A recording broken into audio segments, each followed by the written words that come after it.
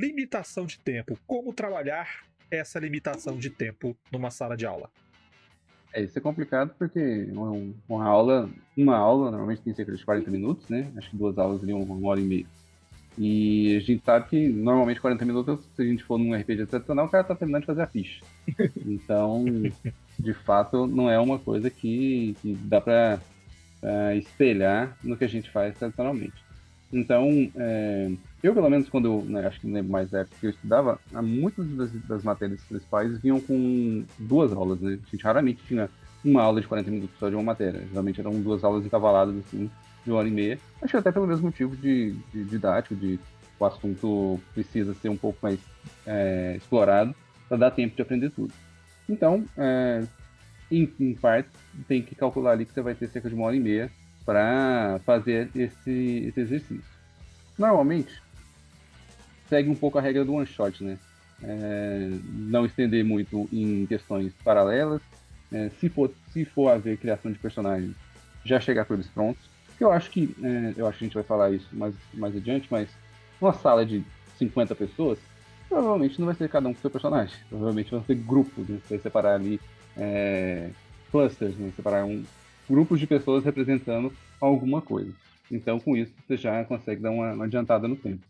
E, na pior das hipóteses, ou na melhor das hipóteses, estender para uma outra semana. Ou se você tiver mais aulas durante uma semana, para a próxima aula. Qual que é o problema disso?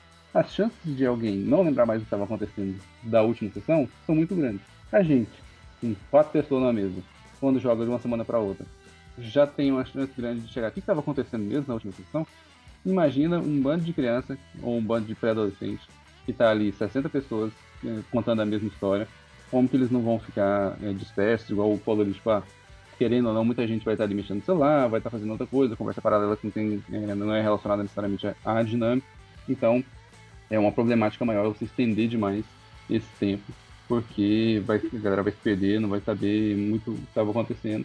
E tempo para fazer uma retomada não é uma coisa que está sobrando. Então, não dá para você chegar na segunda aula e falar, então, vamos lembrar o que a gente fez na campanha, na aventura ali na aula passada.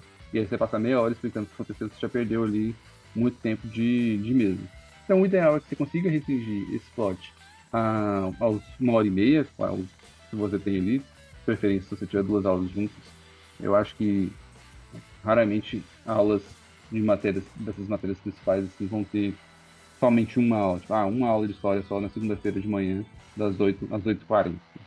Então, é, limitar ali ao plot que seja de cerca de uma hora e meia, ou menos, né? Porque você precisa de introdução, começar, todo mundo tentar, etc. De uma hora que seja. E se ater aos eventos principais. Não tem que ter, normalmente não tem que ter muita opção que a gente chama de sandbox, de escolha do que vai ser feito. É mais, tipo, vocês chegaram, é quase que um Common Villainy.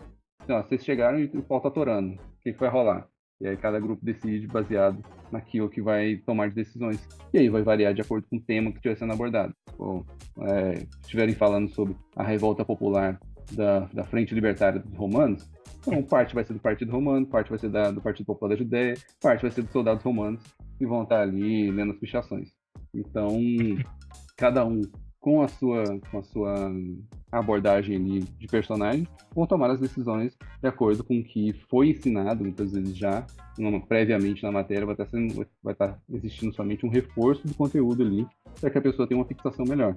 Porque é muito difícil também você chegar com uma matéria que o cara nunca viu, ele nem sabe o que é a Frente Popular da Judéia, e você fala assim, beleza, você vai ter que representar a Frente Popular da Judéia. Eu falo, mas o que é isso? Então, é interessante já ter uma pincelada antes no assunto para cada um já saber se posicionar. Então, quantidade de tempo reduzido, vai direto para o assunto, sem perder tempo com criação de personagem ou com qualquer outro tipo de abordagem mais unitária, assim. Separe em grupos, cada grupo representa uma nação ou um grupo majoritário que esteja sendo abordado naquela aula. Com isso, você vai conseguir otimizar seu tempo, que já é curto, e prender os alunos, que é talvez mais difícil, o tempo necessário para que eles aprendam alguma coisa ali.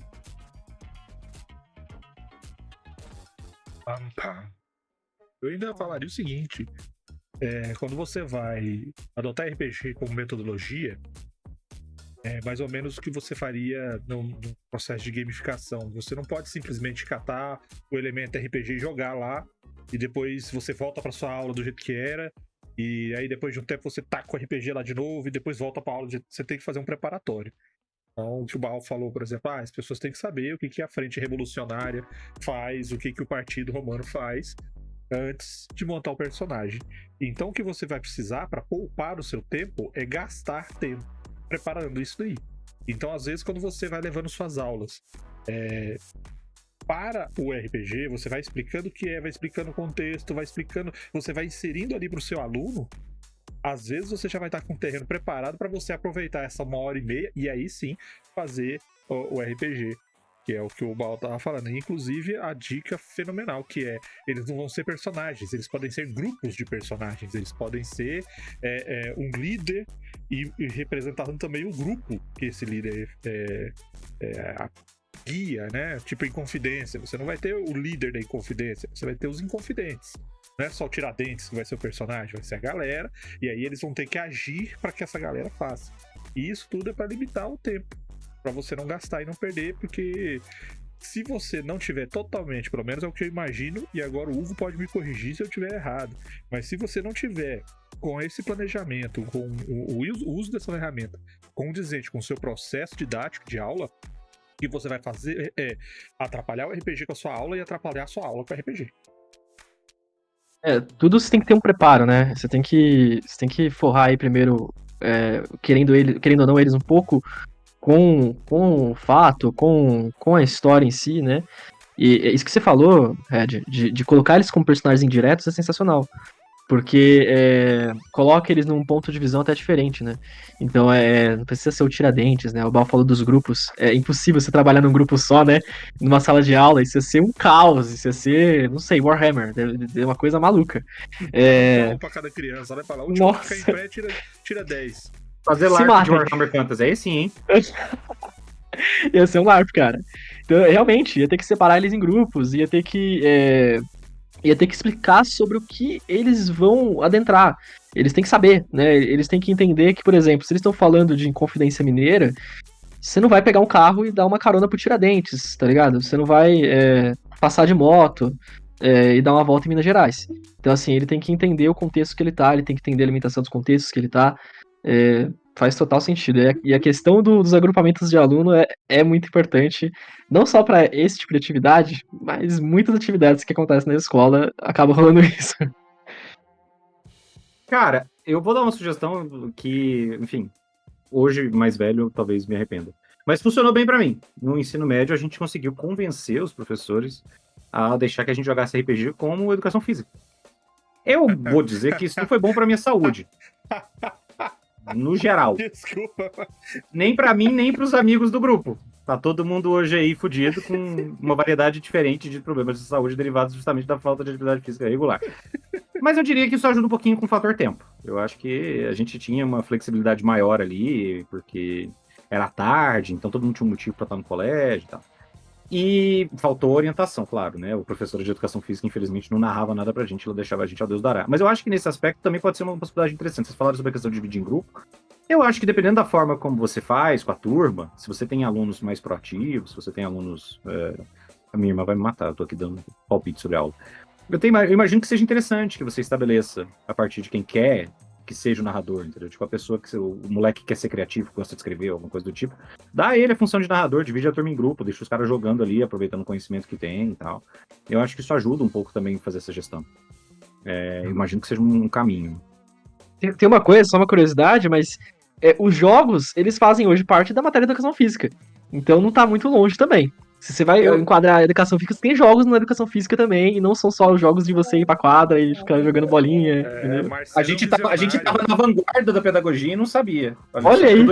Tudo isso só porque a gente não queria jogar handball.